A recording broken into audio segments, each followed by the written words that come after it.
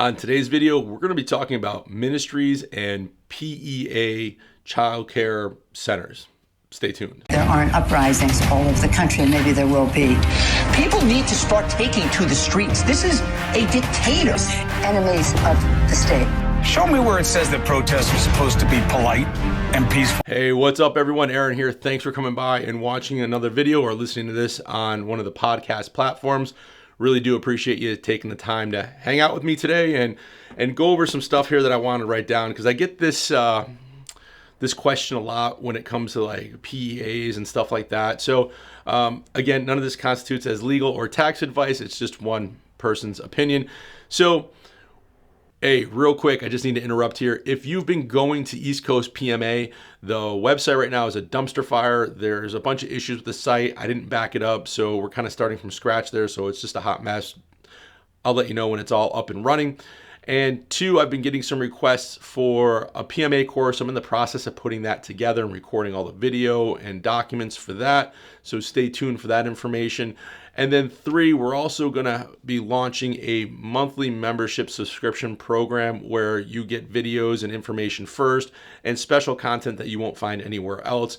And it's really cheap. It's like $10 a month. So, and then we'll also be doing monthly Zooms on there. So if you have questions or you want to bounce ideas off, and we can collaborate with all those other members that are getting that content, that'll be a way for us to build our community here and really support each other. So that's it. Let's get back to I know of others who have set up some PEAs, so private education associations in different states, and different states handle associations or unincorporated associations differently, even ministries, private ministries and stuff like that. So one of the states we've had a huge issue in, or at least I know of, has been Michigan. Michigan has been very difficult when it comes to associations, whether they're PEAs or ministries.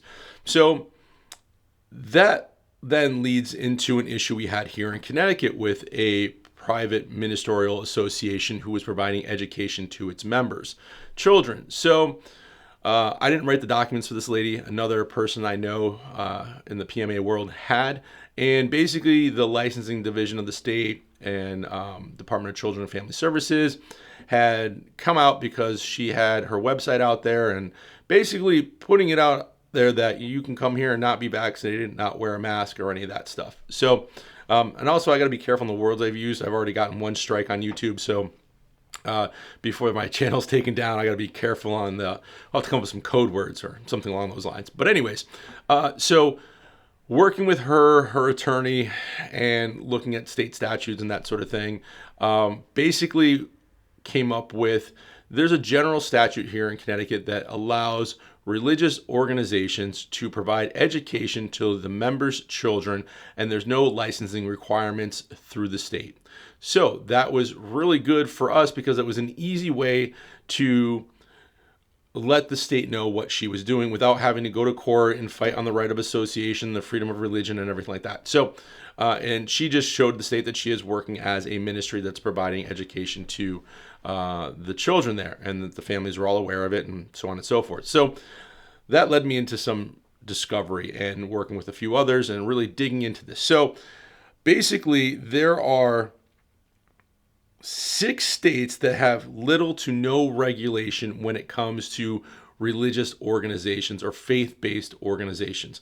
And that just means that you can have a faith-based association or a ministry and be able to provide childcare and education to your members' children without any oversight from the local or federal government, which is great. So again, I'm always looking at ways to be able to handle things quickly and efficiently without having to spend tons of money on attorneys and drawn out legal battles, right?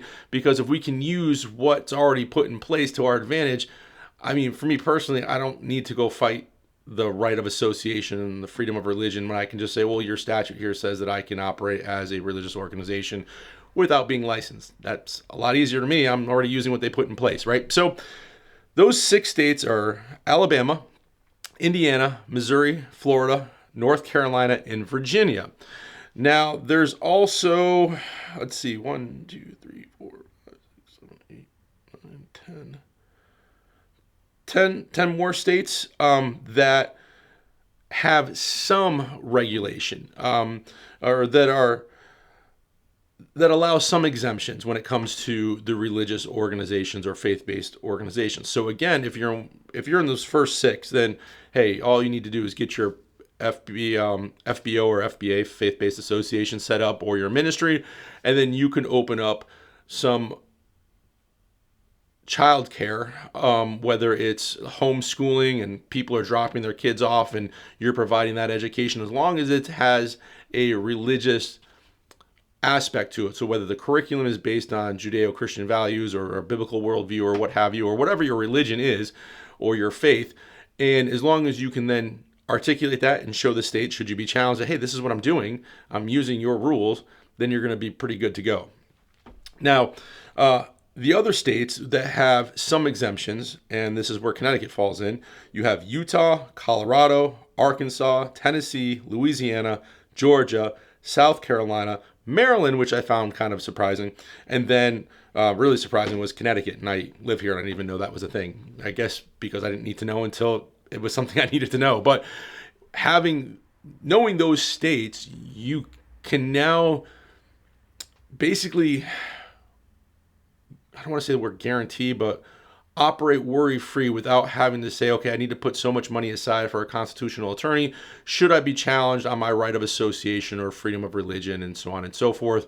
Because we know that, especially when it comes to the education part of things and people pulling their kids out of public schools, the states and the towns don't like that because they're in fact losing money for it. So I just wanted to bring this to everybody's attention. And again, you can Google this stuff, look it up yourself. It's out there.